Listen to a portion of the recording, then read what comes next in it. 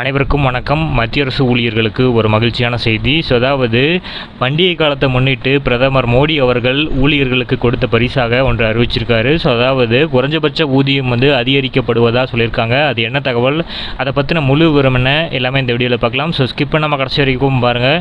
நம்ம சேனலில் சப்ஸ்கிரைப் பண்ணாதவங்க பண்ணி வச்சுங்க. நம்ம சேனலில் சென்ட்ரல் மற்றும் ஸ்டேட் கவர்மெண்ட் சம்மந்தமான ஆல் அப்டேட்ஸ் போட்டுருவோம். அது மட்டும் இல்லாமல் பென்ஷன் சம்மந்தப்பட்ட முக்கியமான அப்டேட்ஸும் இருக்கும். மறக்காமல் நம்ம சேனலை சப்ஸ்கிரைப் பண்ணிடுங்க. வாங்க வீடியோக்குள்ளே போகலாம்.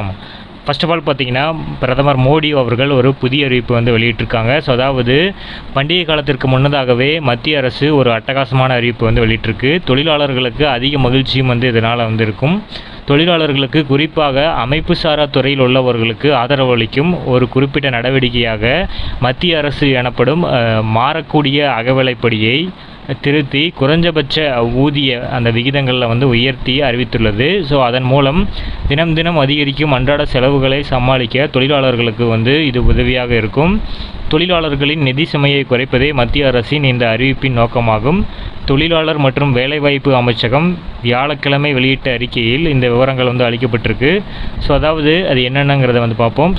கட்டடம் கட்டுதல், பொருட்களை ஏற்றுதல் இறக்குதல், அடுத்தது வாட்ச் அண்ட் வார்டு, அப்புறம் துடைத்தல் சுத்தம் செய்தல், அடுத்தது வீட்டு பராமரிப்பு, சுரங்கம் மற்றும் மத்திய அந்த கோள நிறுவனங்களுக்குள் விவசாயம் உள்ளிட்ட பல்வேறு துறைகளில் ஈடுபடக்கூடிய தொழிலாளர்களுக்கு திருத்தப்பட்ட ஊதிய விகிதத்தால் பயனடைவார்கள்.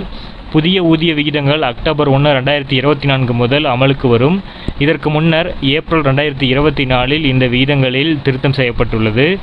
குறைஞ்சபட்ச ஊதிய விகிதங்கள் திறமையற்ற, சிறிய அளவில் திறன் கொண்ட, திறமையான மற்றும் அதிக திறன் கொண்ட என திறன் நிலையில் அடிப்படையில் இந்த வகைப்படுத்தப்பட்டுள்ளன. மேலும் ஊழியர்கள் வசிக்கும் பகுதியில் ஏபிசி அப்படிங்கிறத பிரிச்சிருக்காங்க. விகித மாற்றங்களுக்கு பிறகு ஏ பகுதியில் கட்டுமானம், துடைத்தல், சுத்தம் செய்தல், பொருட்களை ஏற்றுதல் இறக்குதல் ஆகிய பணிகளில் அங்கே திறனற்ற தொழிலாளர்களுக்கு குறைஞ்சபட்ச ஊதியம் நாள் ஒன்றுக்கு 783 ரூபாயாக இருக்கும்.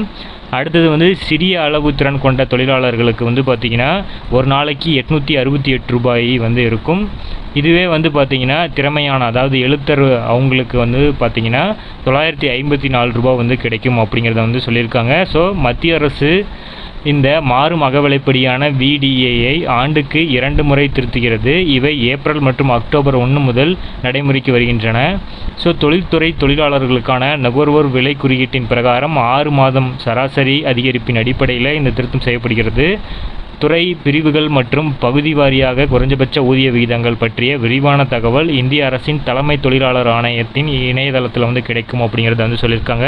நீங்கள் தேவைன்னா அதில் போய் செக் பண்ணிக்கலாம்.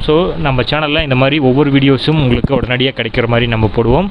மறக்காமல் சப்ஸ்கிரைப் பண்ணி வச்சுக்கோங்க. தேங்க்யூ.